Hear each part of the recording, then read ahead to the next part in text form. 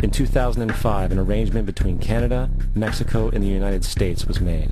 This arrangement, unannounced to the public, unregulated by Congress, merges the United States, Mexico, and Canada into one entity, erasing all borders.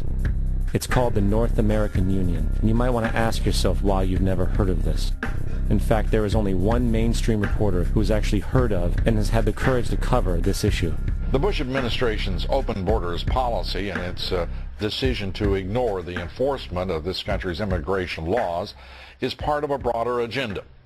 President Bush signed a formal agreement that will end the United States as we know it, and he took the step without approval from either the U.S. Congress or the people of the United States.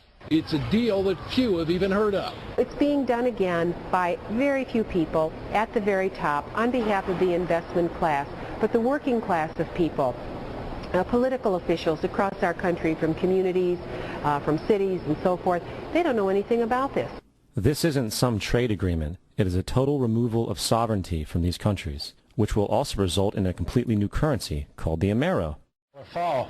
Apart from that, I think one thing people who are dollar-based need to focus on is the Amero. That's the one thing that nobody's talking about that I think is going to have a big impact on everybody's life in Canada, the U.S., and Mexico. The Amero is the proposed new currency for the North American community, which is being developed right now between Canada, the U.S., and Mexico to make a borderless community, much like the EU, and the dollar, Canadian dollar, U.S. dollar, and the Mexican peso replaced by the Amero. By default of this agreement, the American Constitution will eventually be obsolete. You would think that a situation like this would be on the cover of every major newspaper. That is until you realize that the people who are behind this movement are the same people behind the mainstream media, and you are not told what you're not supposed to know. The North American Union is the same concept as the European Union, the African Union, and the soon-to-be Asian Union, and the same people are behind all of them. And, when the time is right, the North American Union, the European Union, the African Union, and the Asian Union will be merged together, forming the final stages of a plan these men have been working on for over 60 years. A one-world government.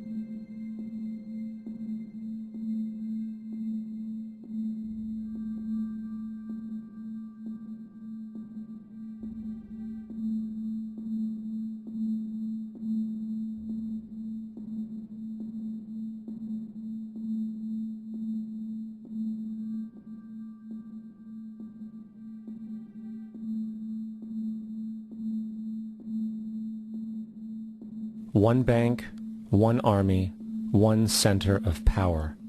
And if we have learned anything from history, it is that power corrupts, and absolute power corrupts absolutely. This is Aaron Russo, a filmmaker and former politician.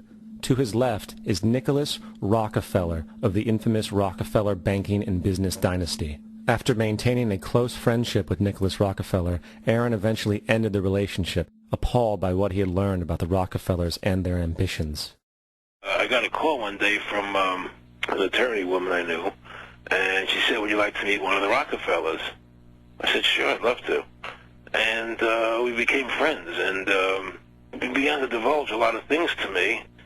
So he said to me one night, he said that there's going to be an event there, and out of that event, you're going to see we're going to go into Afghanistan, so we can run pipelines from the Caspian Sea. We're going to go into Iraq to take the oil and establish a base in the Middle East, and we're going to go into Venezuela and try and get rid of Chavez.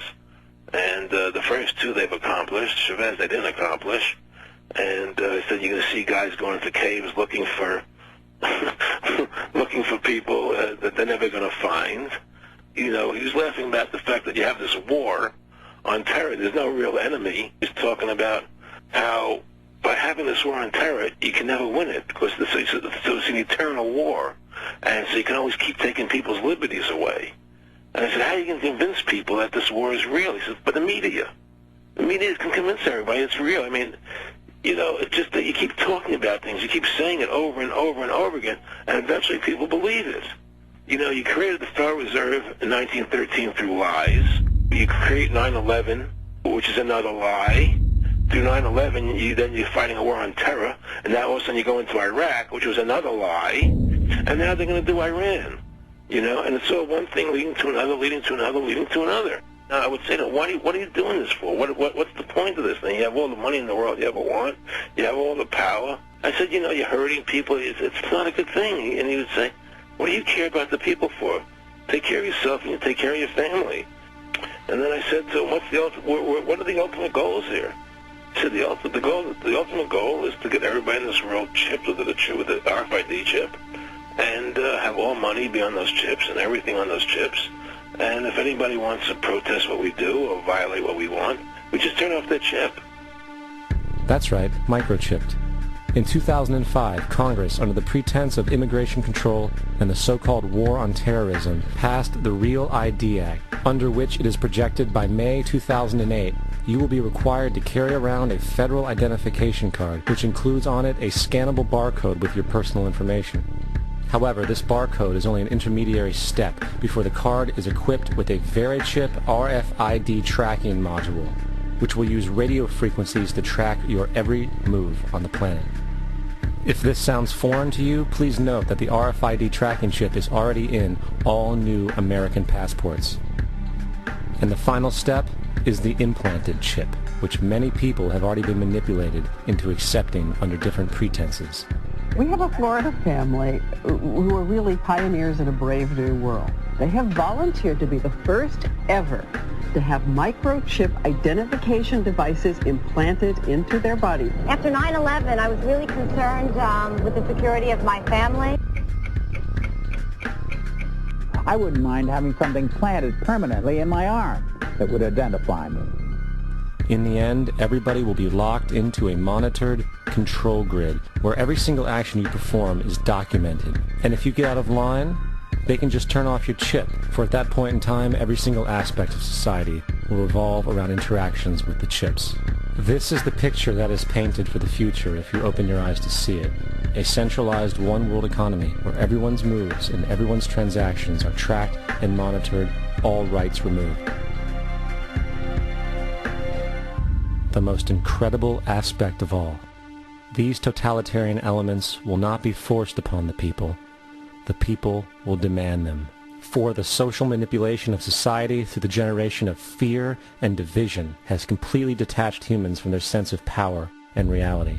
A process which has been going on for centuries, if not millennia. Religion, patriotism, race, wealth, class, and every other form of arbitrary, separatist identification and thus conceit has served to create a controlled population, utterly malleable in the hands of the few. Divide and conquer is the motto, and as long as people continue to see themselves as separate from everything else, they lend themselves to being completely enslaved. The men behind the curtain know this, and they also know that if people ever realize the truth of their relationship to nature and the truth of their personal power, the entire manufactured zeitgeist they prey upon will collapse like a house of cards.